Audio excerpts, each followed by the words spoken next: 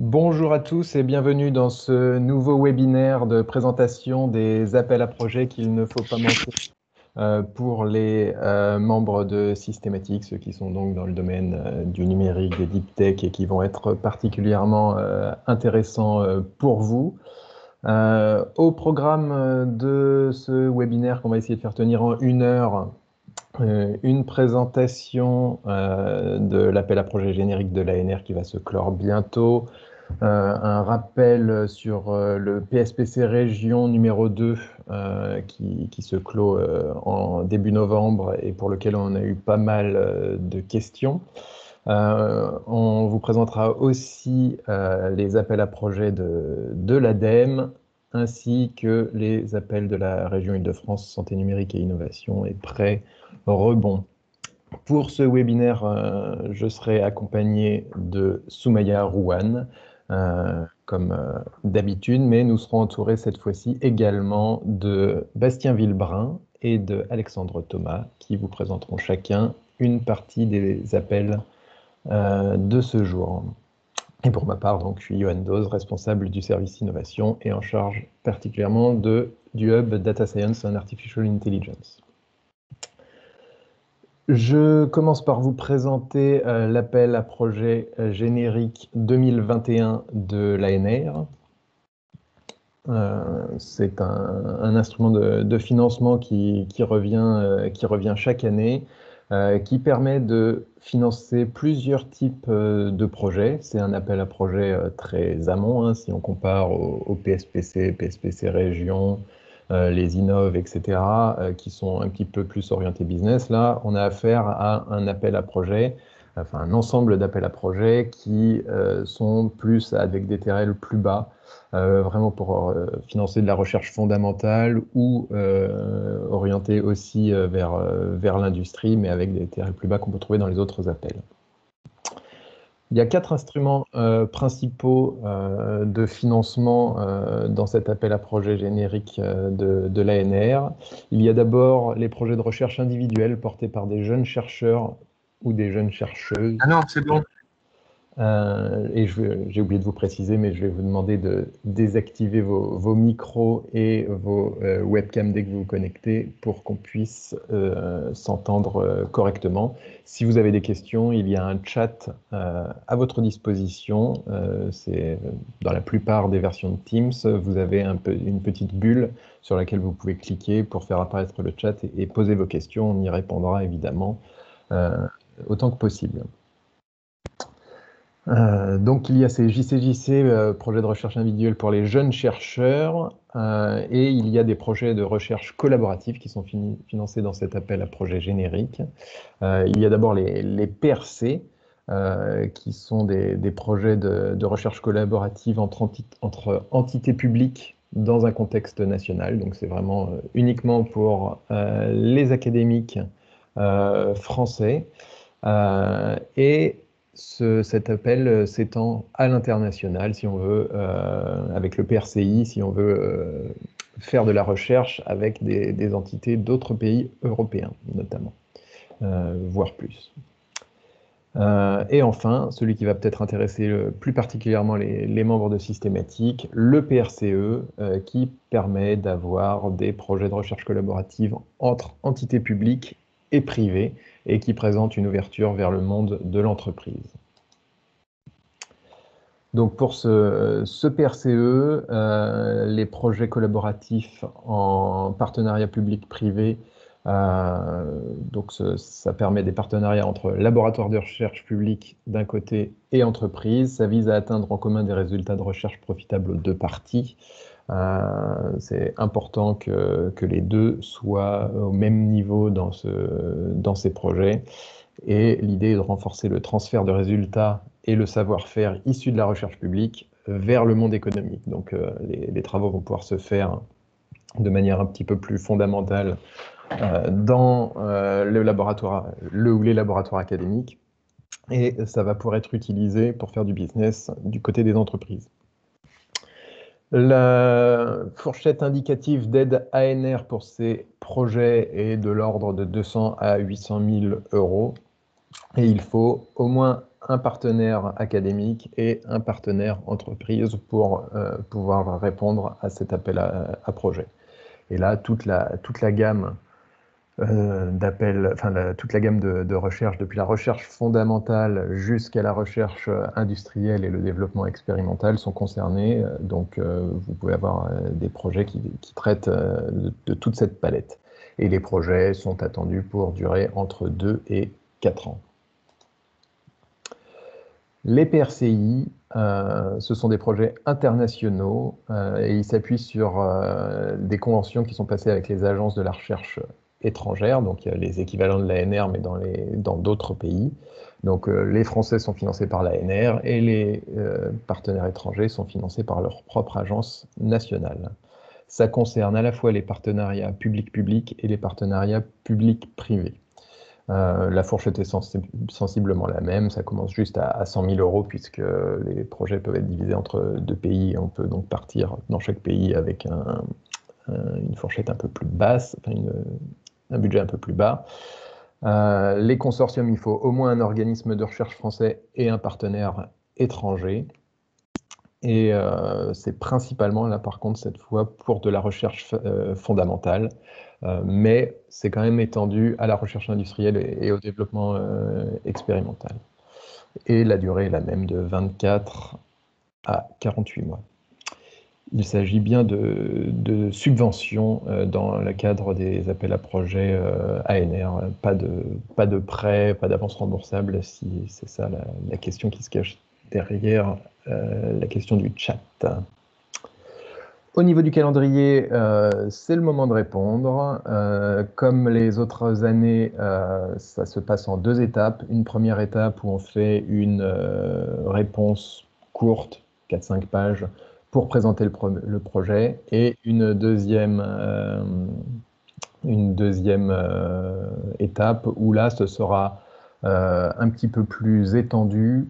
Enfin, ça sera un dossier d'une vingtaine, trentaine de pages, mais ce sera seulement les personnes qui ont passé la première étape qui pourront répondre. Si vous êtes habitué au calendrier habituel, vous verrez que les dates glissent par rapport à d'habitude. C'est l'effet Covid. Ça a mis plus de temps à démarrer que d'habitude. D'habitude, l'appel à projet se clôturait fin octobre. Là, le site de soumission ouvre fin octobre et se clôturera le 1er décembre 2020 à 13 h. Donc on a un décalage d'un bon mois, on va dire, et ça va se retrouver dans tout le reste du calendrier. Les résultats de la première étape arriveront du coup en mars 2021. C'est à ce moment-là que la deuxième étape sera ouverte. Et évidemment, pour les 2 dernières dates, il y a une coquille, ce n'est pas 2020 mais 2021. La date de limite de dépôt des propositions détaillées est le fin avril 2021 et la publication des premiers résultats est bien sûr juillet 2021 et pas il y a 3 mois.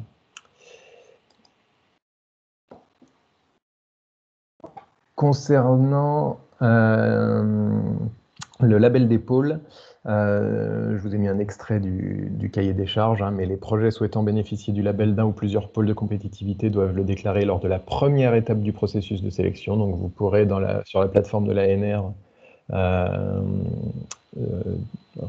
cocher les pôles qui vous intéressent et il faudra venir nous solliciter pour qu'on puisse voir votre dossier si possible en amont, parce que vraiment le label des pôles, ce n'est pas que on regarde le dossier et on dit est-ce que c'est bien ou est-ce que c'est pas bien.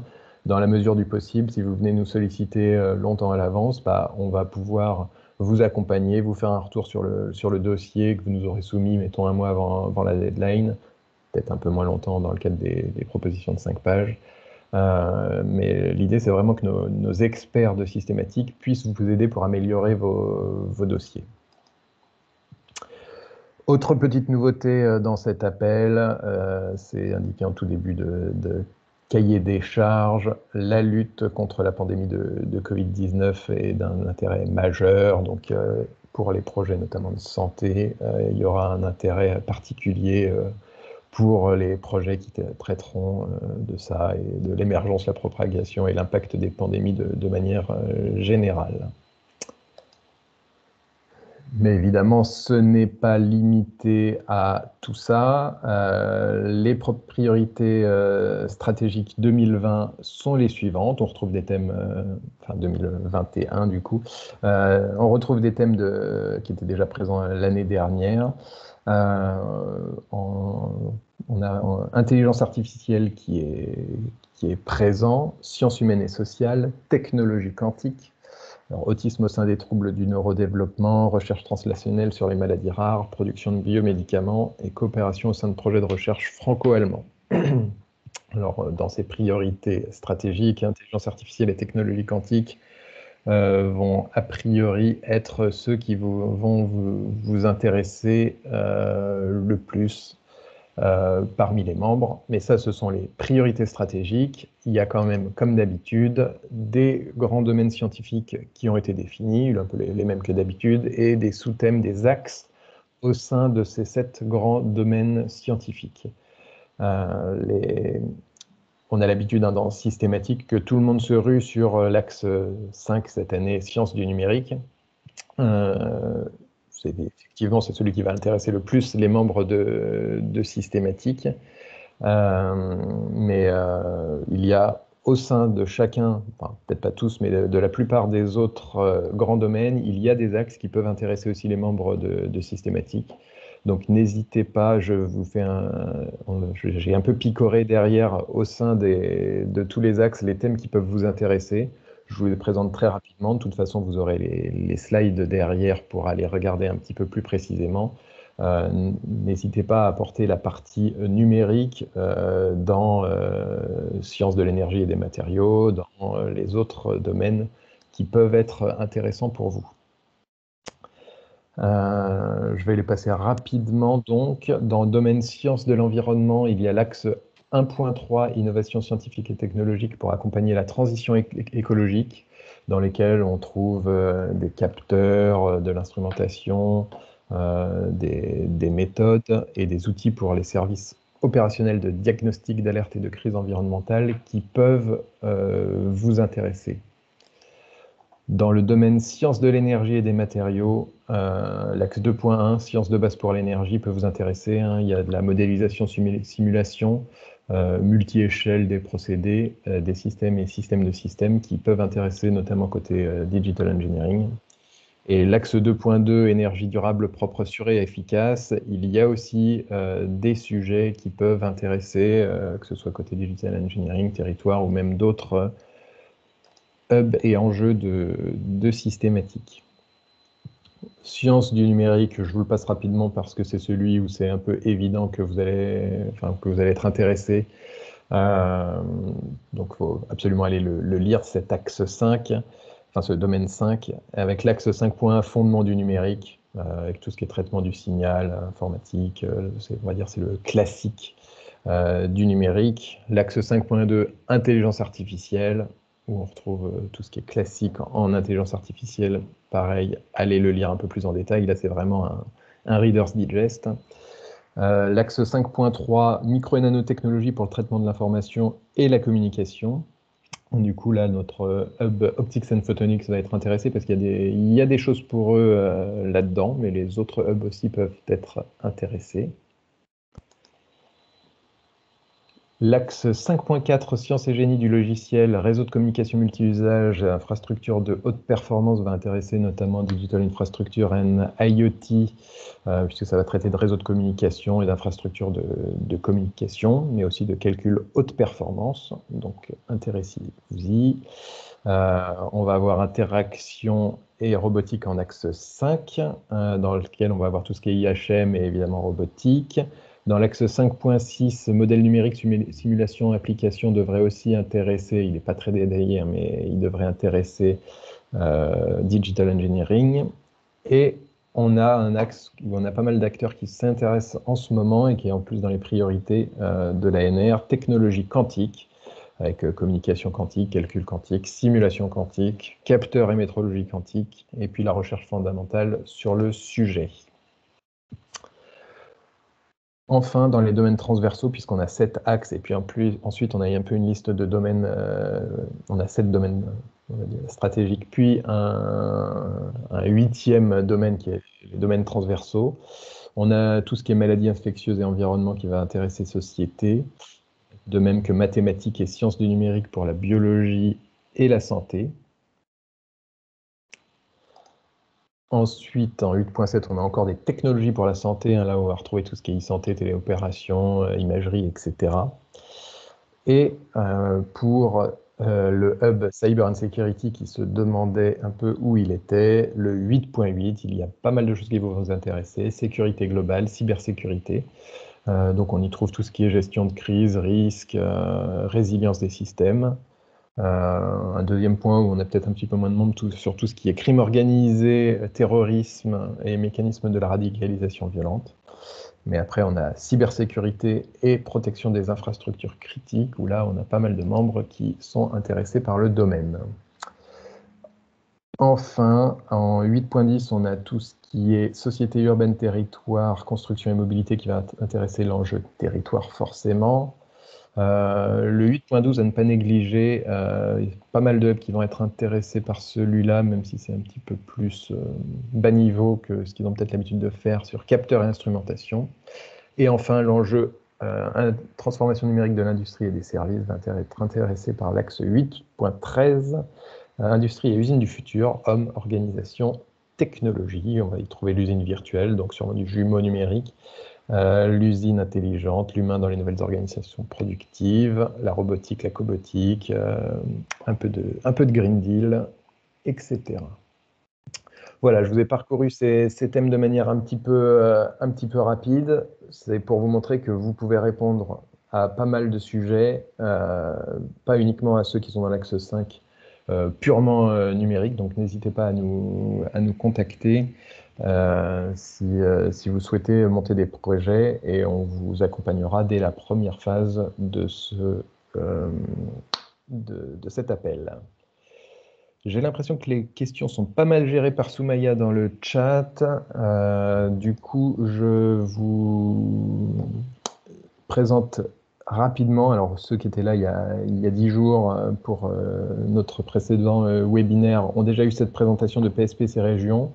Mais comme on n'avait pas enregistré, je vous le refais là parce qu'on a pas mal de questions sur cet appel. Je vous le fais en mode accéléré par rapport à la dernière fois. Donc le PSPC Région, c'est par rapport à l'appel qu'on vient de voir, l'appel ANR, c'est un appel à projet État et région, financé à 50-50 par l'État et les régions, qui est beaucoup plus orienté business, avec un TRL plus élevé. Sa date de clôture est le 3 novembre, c'est donc c'est très rapide, hein. On n'a plus qu'un mois pour présenter les dossiers. Là, ce sont directement des dossiers d'une trentaine de pages qui sont à soumettre. Donc, je vous invite, si vous êtes intéressé par cet appel, à nous contacter très rapidement pour qu'on puisse analyser vos projets et vous accompagner là-dessus. C'est vraiment un appel pour lequel, historiquement, puisque c'est la suite du FUI, hein, là c'est le PSPC Région 2, mais avant il y avait le FUI et le PSPC Région 1, c'est un appel où les partenaires de Systématique ont des très bons taux de sélection. Donc on vous invite vraiment à le regarder attentivement. C'est en général un bon coup pour les partenaires de Systématique.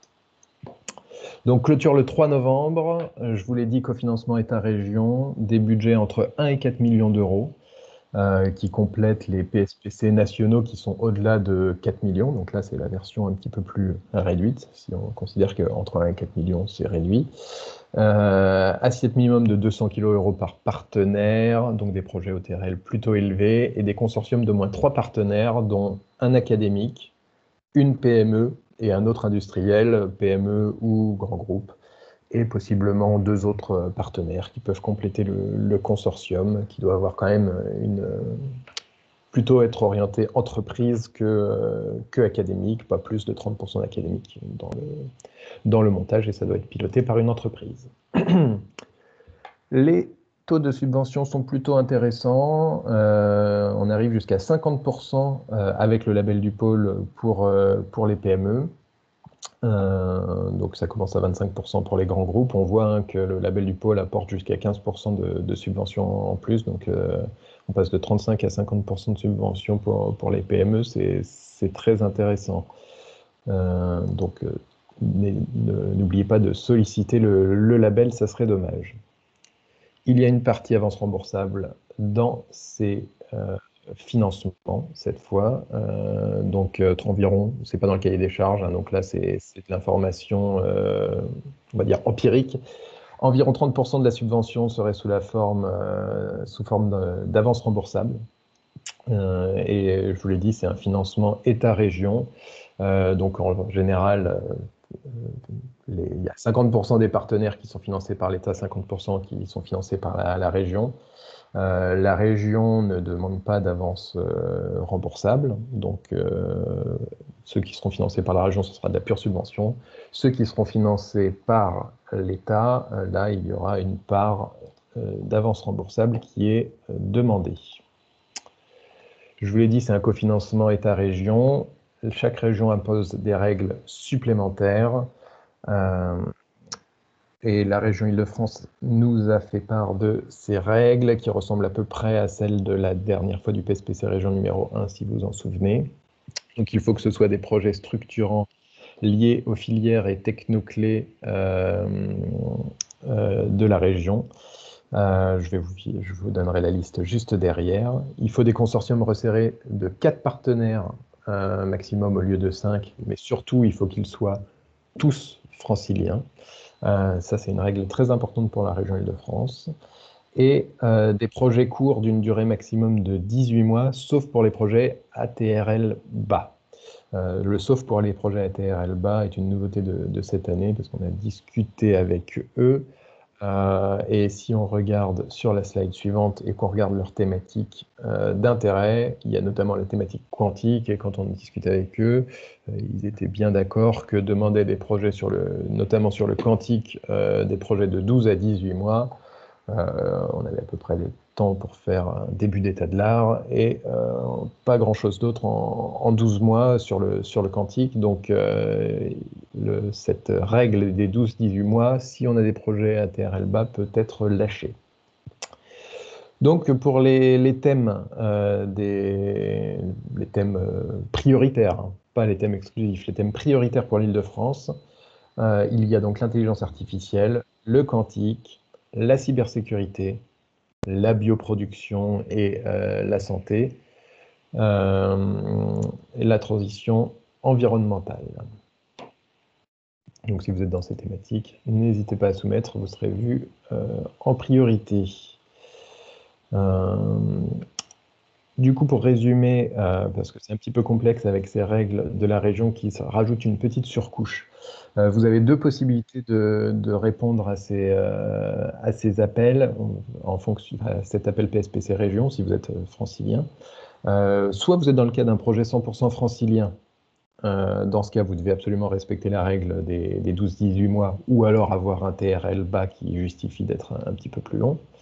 Il faut avoir 3 ou 4 partenaires dans le consortium, tous franciliens, pas un seul ne pourra être hors Île-de-France, et il faudra traiter d'un thème parmi IA, cybersécurité, quantique, santé, environnement que je viens de citer. Si vous n'avez pas, vous ne répondez pas à ce critère, vous pouvez sur un financement de l'État et des autres régions. En gros, sur chaque projet, on va dire qu'il va y avoir à peu près 50% État, 50% région. Ça varie d'un projet à l'autre, mais globalement, c'est ça. Et donc, si vous avez des partenaires d'autres régions et que leur propre région les finance tous, on pourra imaginer que vous, partenaire d'Île-de-France, vous serez pris en charge à 100% par l'État et que le projet pourra être financé.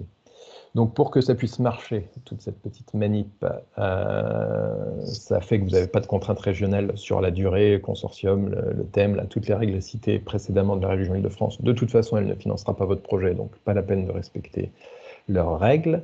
Par contre, on vous invite à limiter fortement le nombre de partenaires franciliens, un seul, voire deux, si ils ne sont pas trop gourmands.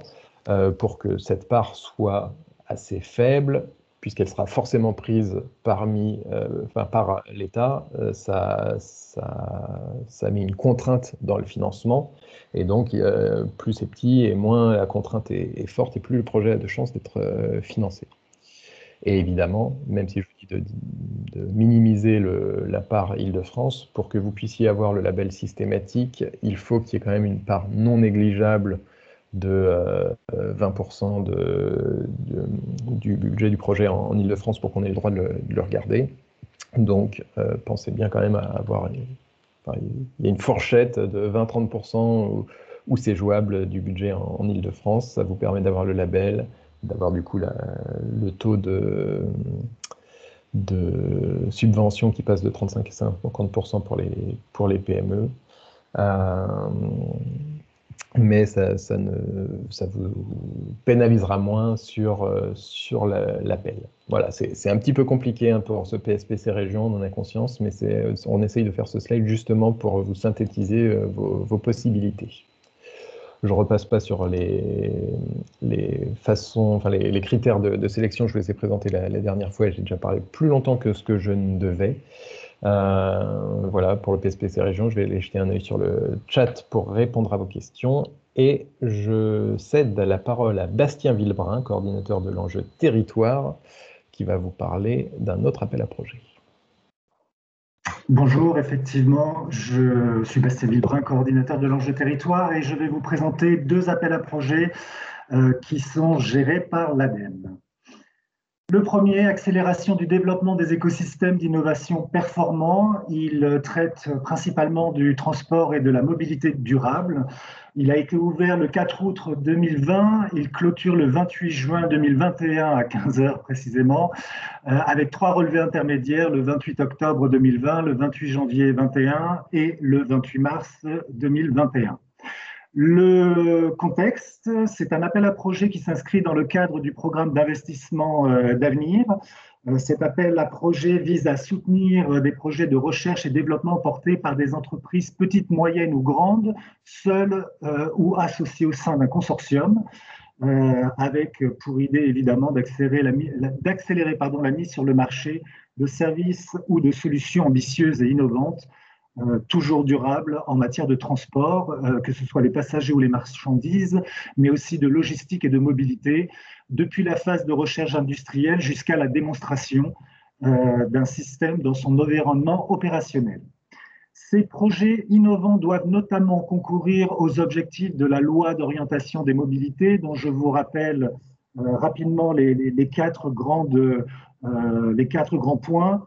Apporter à tous et partout des solutions alternatives à l'usage individuel de la voiture, développer l'innovation et les nouvelles solutions de mobilité, réduire l'empreinte environnementale des transports et développer les infrastructures améliorant les déplacements du quotidien. Alors, les thématiques visées par cet appel à projet, elles sont relativement nombreuses. Véhicules terrestres plus propres et plus performants, véhicules automatisés et connectés, des solutions et services de mobilité et de transport logistique intelligentes, transport guidé, que ce soit du transport ferroviaire ou voire même par câble, transport maritime et transport fluvial, et enfin infrastructures routières intégrées. Les critères d'éligibilité pour ces projets, ils doivent viser le marché des transports et de la mobilité durable, ça paraît assez logique. Les travaux antécédents sur lesquels se fonde le projet déposé à cet appel à projet sont de niveau de maturité compris entre un TRL de niveau 3 et 6. En revanche, les dépenses du projet déposé à cet appel à projet incluent des activités d'un TRL de niveau 6 à minima. L'un des objectifs finaux du projet est de démontrer la capacité du porteur à commercialiser les solutions ainsi développées. Et les projets de déploiement de ces solutions ou réalisation des infrastructures soutenant ces solutions ne sont pas éligibles à cet appel à projet.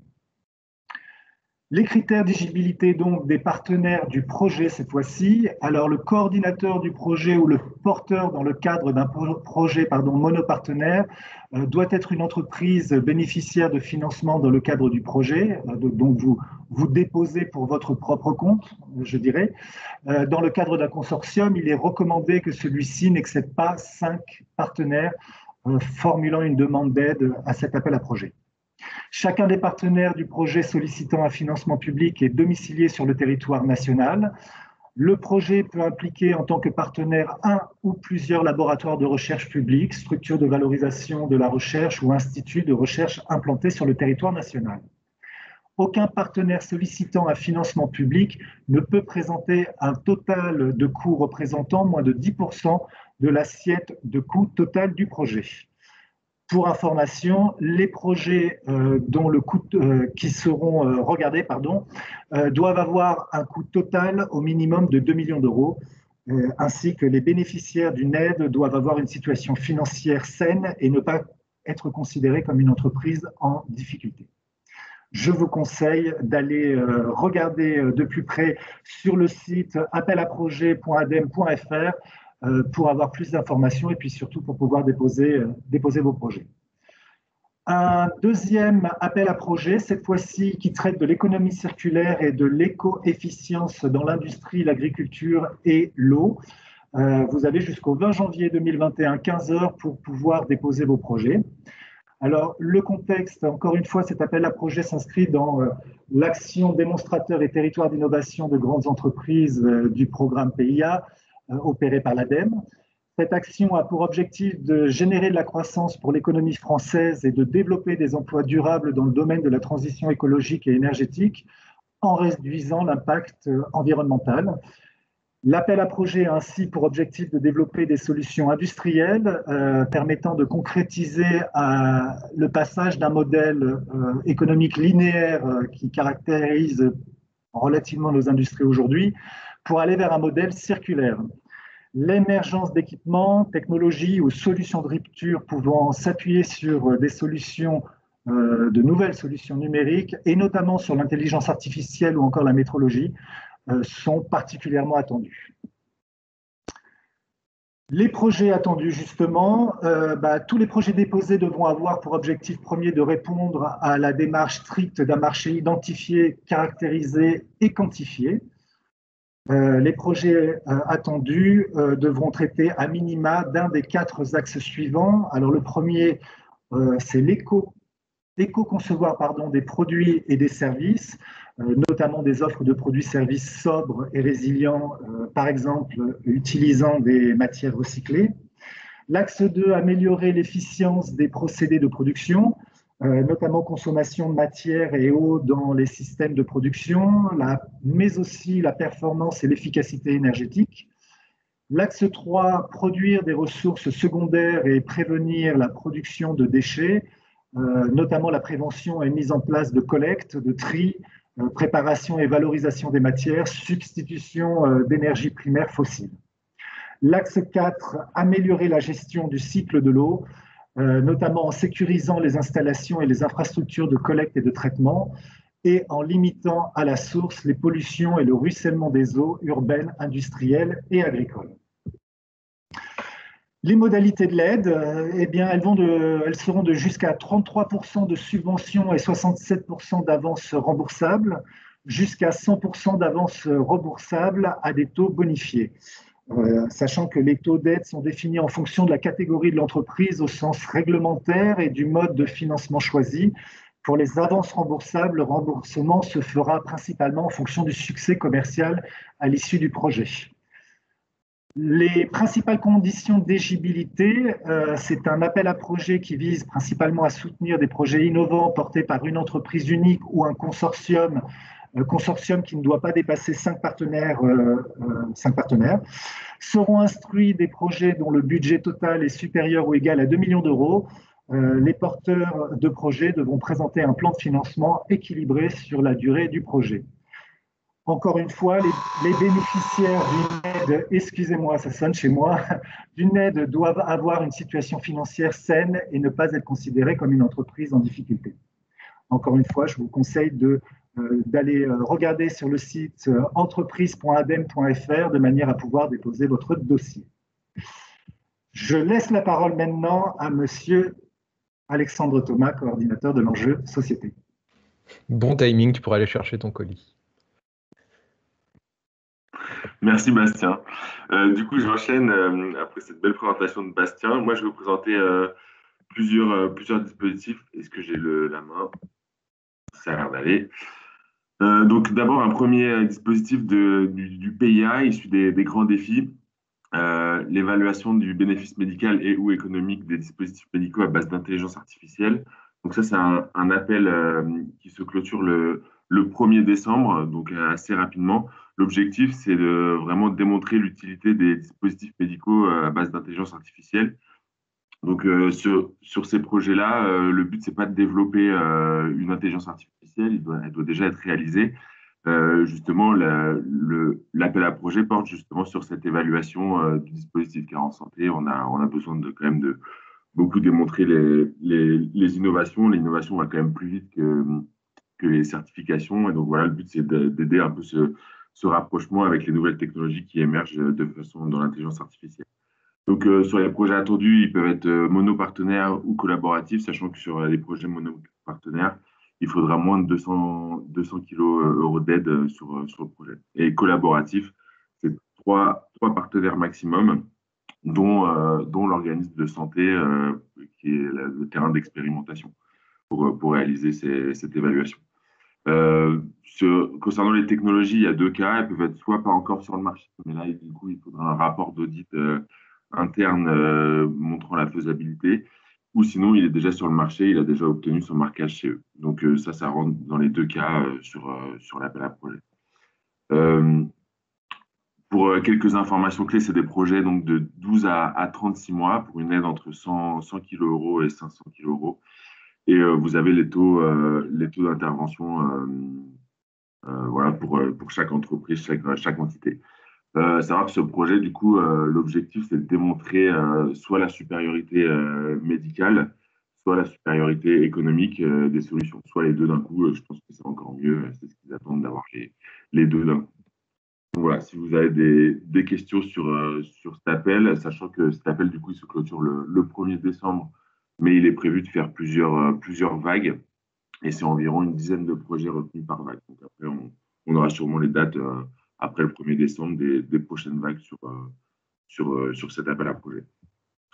Ensuite, je vais vous parler des dispositifs de la région Île-de-France, donc toujours en santé, innovation. La région essaie de soutenir les projets qui misent sur les nouvelles technologies pour améliorer la santé des Franciliens et le travail des soignants. Donc, vu la conjoncture actuelle, c'est beaucoup justement de virtuel et de télémédecine, téléconsultation, téléexpertise. Ça, c'est vraiment des choses qui vont beaucoup porter en ce moment, et vraiment tout ce qui va toucher à l'innovation en santé. Donc voilà, là, vous avez un peu les thématiques listées sur le slide. C'est ouvert du coup à tout le monde, aux associations, aux entreprises et collectivités et institutions. Et les budgets des projets, donc c'est monopartenaire, le budget des projets jusqu'à 100 kg euros, sachant qu'il y aura une subvention de 50% qui peut monter jusqu'à 50 kg euros. Donc ça, c'est pour toute la partie santé. Là, maintenant, je vais vous parler du prêt rebond donc de la région Île-de-France en collaboration avec l'Union européenne. Donc, c'est un prêt à taux zéro destiné à renforcer les entreprises dont la trésorerie a été fortement dégradée par l'épidémie. Donc, ouvert aux TPE, PME, tout secteur d'activité ayant au moins 12 mois d'activité. Donc, voilà, avec bilan comptable. Et l'aide pour la dépense du prêt, c'est de 10 000 à 300 000 euros, sachant que la moyenne, en tout cas pour l'instant, elle est de 50 000 euros pour chaque entreprise. Il faut savoir qu'il y a une limite à 50 kg euros, 50 000 euros. Cette limite, en fait, sur le site internet de la région de France, tout va être centralisé, dématérialisé à faire donc en dessous de 50 000 euros, avec une réponse dans les 48 heures et le déblocage des fonds sous 3 à 5 jours. Par contre, pour un prêt supérieur à 50 000 euros, là, on va avoir plus de temps de réponse. Ils disent à peu près une semaine de délai de temps de réponse. La durée du prêt, du coup, c'est 7 ans, donc, dont 2 ans de différé d'amortissement au capital. Là, sur la suite, je vous ai mis les dépenses éligibles, du coup, pour le prêt rebond. Toutes dépenses liées aux investissements immatériels, les dépenses liées aussi aux investissements corporels et une faible valeur de gage, du matériel conçu réalisé par l'entreprise pour ses besoins propres. Les besoins de trésorerie liés à la situation conjoncturelle, forcément, et l'augmentation du besoin en fonds de roulement. Voilà, si vous avez des questions, n'hésitez pas. Alors, j'ai peut-être une question. Je vérifie.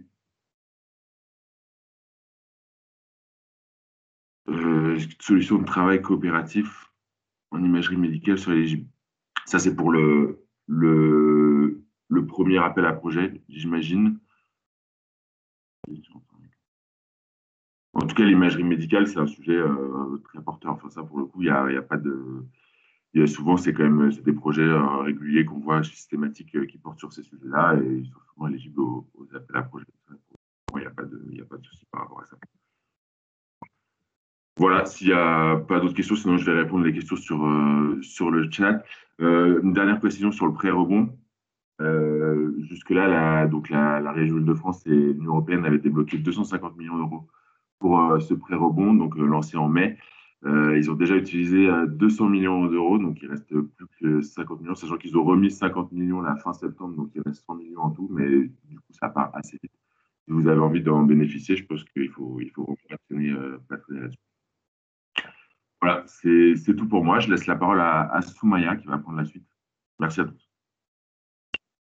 Bonjour à tous, on va poursuivre la présentation de notre webinaire avec la suite du plan de relance lancé par l'État le 3 septembre dernier. Il y a 2 semaines, je vous ai présenté les appels à projets opérés par la BPI dans le cadre de ce plan de relance sur le volet numérique Deep Tech, les appels à projets sur l'aéronautique, l'automobile et l'investissement industriel dans les territoires. Aujourd'hui, je vais vous présenter un autre volet du plan de relance de l'industrie qui est opéré par l'ADEME et qui couvre la décarbonation de l'industrie.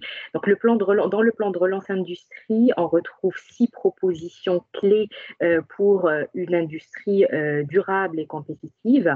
La proposition numéro 5, on va faire un zoom sur cette proposition aujourd'hui qui présente des appels à projets, des appels à manifestation d'intérêt qui visent à accompagner les entreprises, les industriels dans la trajectoire de la décarbonation d'ici à horizon 2050 pour investir dans le fonctionnement, dans les équipements nécessaires pour la rénovation énergétique des bâtiments industriels, pour la valorisation de l'énergie en industrie, et c'est bien sûr valable pour toutes les industries de tous les secteurs d'activité.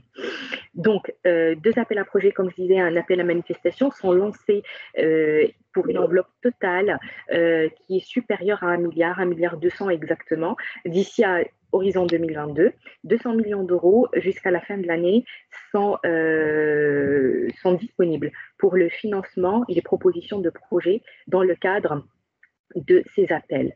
Donc, le premier appel à projet, il couvre l'efficacité énergétique des procédés dans l'industrie et qui a pour objectif principal d'accompagner les entreprises dans la rénovation énergétique de leurs bâtiments. Le deuxième appel à projet, il s'oriente plus vers de l'investissement au fonctionnement des entreprises.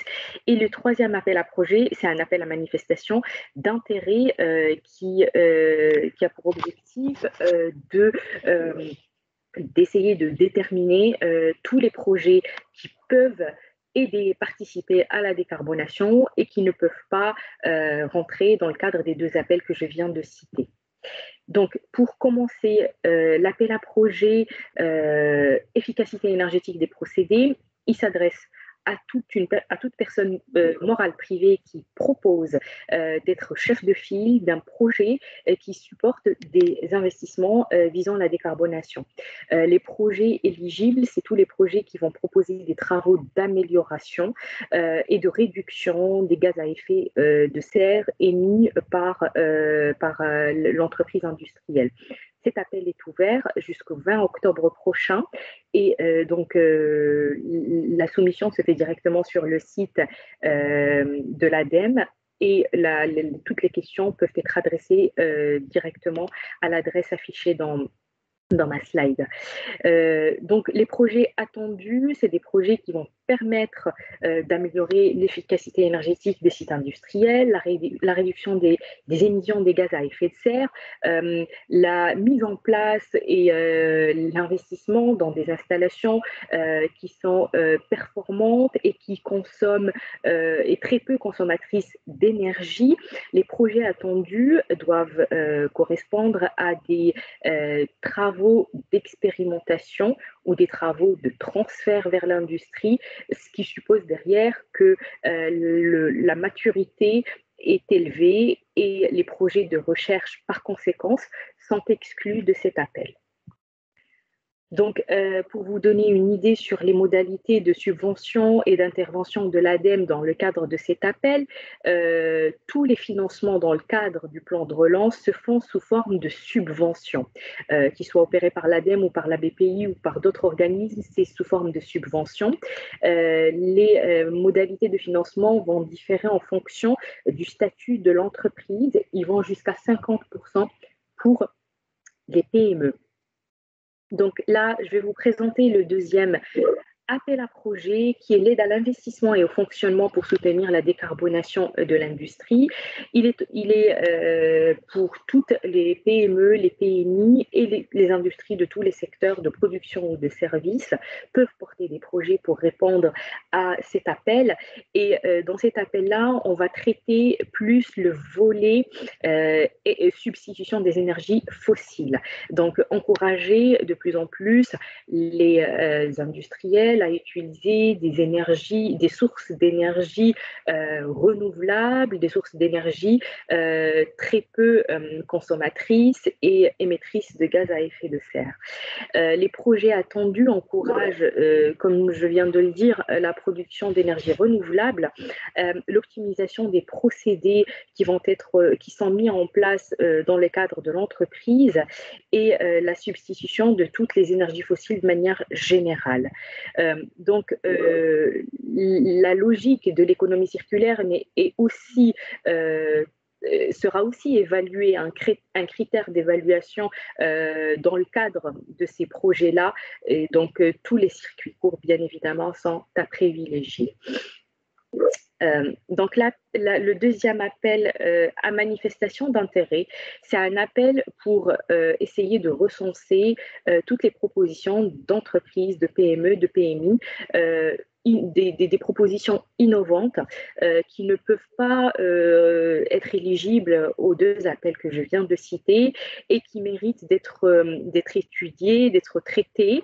Donc, pour ces projets-là, on n'est pas, enfin, le niveau de TRL, il peut être bas et les projets seront tout de même éligibles. L'idée, c'est d'essayer d'identifier de la manière la plus exhaustive possible toutes les initiatives de projets qui sont déjà sur des sites industriels ou qui sont en train de mettre en place et qui vont répondre à la problématique de la décarbonation. Donc, on cherche surtout des projets, des solutions qui peuvent être déployées rapidement, horizon 2021-2022. Donc, le périmètre technologique de ces projets-là couvre la partie process industriel, la partie utilisation de nouvelles matières, recyclage de matières et bien sûr tous les procédés qui peuvent intégrer de manière générale des matériaux innovants ou des matières premières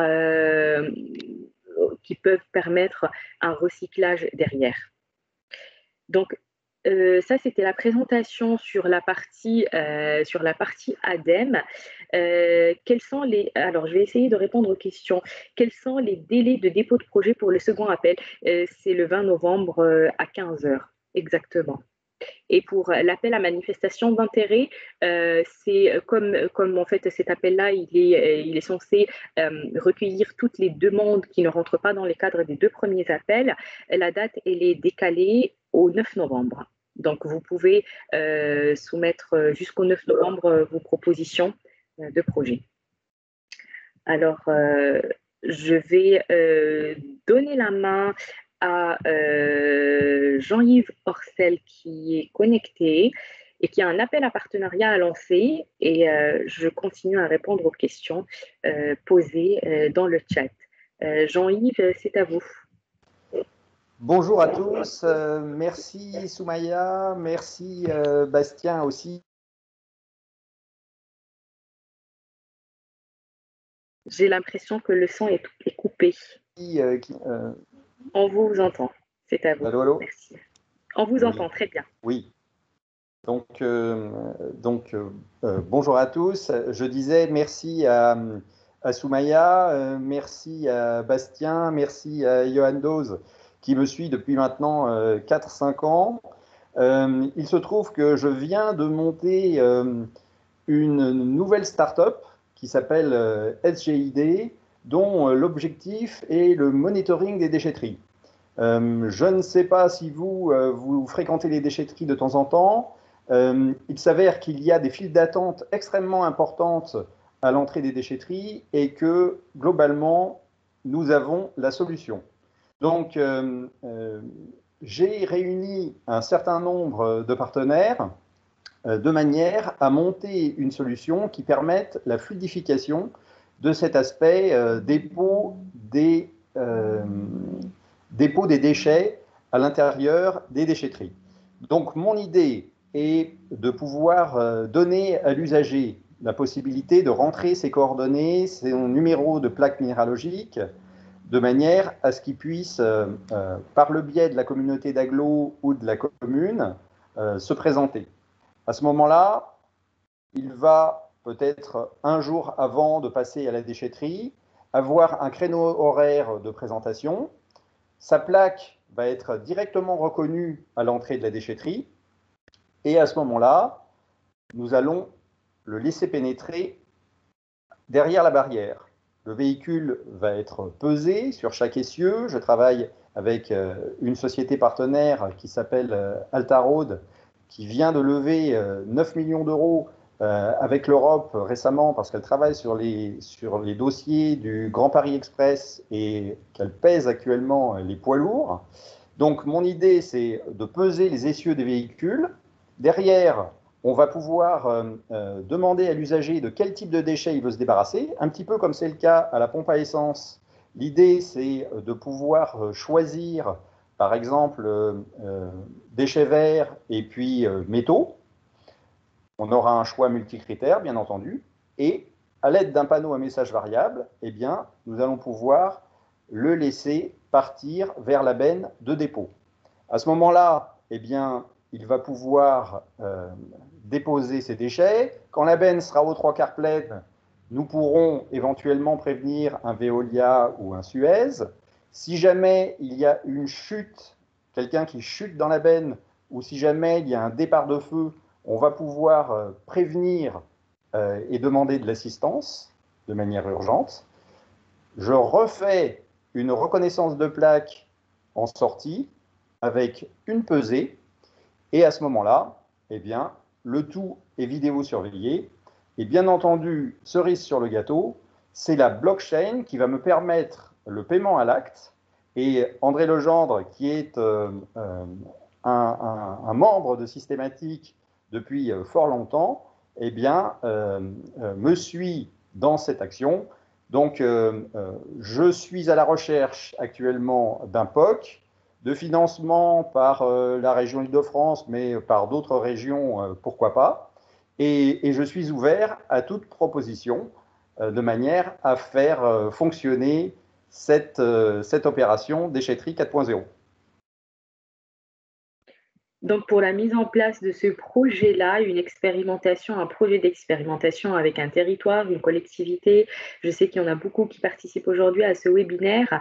Vous pouvez manifester votre intérêt vers nous, directement vers Monsieur Orcel, pour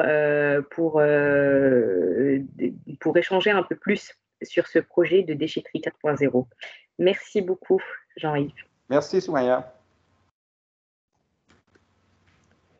Alors, est-ce qu'il y a d'autres personnes qui auraient besoin de partenaires pour des projets? On va vous laisser le micro là ouvert 30 secondes, des fois qu'il y aurait une dernière demande de l'un d'entre vous. N'hésitez pas à cette fois allumer vos micros si vous êtes intéressé à la recherche de partenaires et que des gens présents aujourd'hui pourraient vous aider. Donc, on peut vous laisser 30 secondes, une minute de parole pour présenter un projet si vous êtes intéressé. Oui, bonjour. André Bonjour. Legendre. Oui, donc effectivement, Kalima System, nous, donc on a un partenariat avec DevOps, avec SGID pour la déchetterie connectée, mais plus largement, on est à la recherche de partenariats pour notre projet d'écoquartier, de plateforme numérique pour écoquartier, intégrant une monnaie locale. Et là aussi, on recherche une expérimentation. On avait conçu ce projet en 2018 dans le cadre de Dream in Saclay. Et on est toujours à la recherche d'une collectivité intéressée pour expérimenter.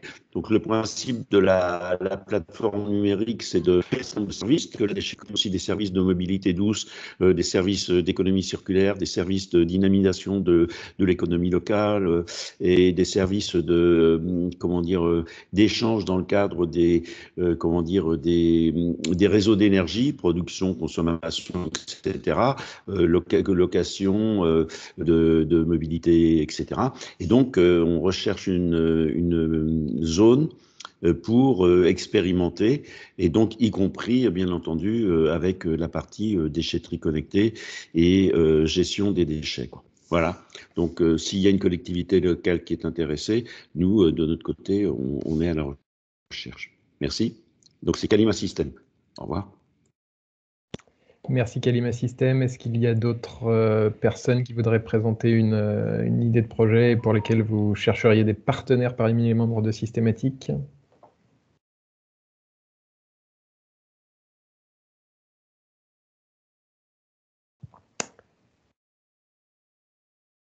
Bon, j'ai l'impression qu'on est bon. Merci à tous pour votre participation à ce webinaire. On aura fini vraiment pile poil dans les temps. Le replay devrait être disponible très prochainement. On vous enverra le lien. N'hésitez pas à nous contacter si vous souhaitez déposer des projets. On est là pour vous accompagner. On peut labelliser vos projets et vous faire des retours très constructifs pour les améliorer. Donc, à très bientôt pour ces projets, et un grand merci au nom de Soumaya, Bastien et Alexandre et moi de nous avoir écoutés. À très bientôt.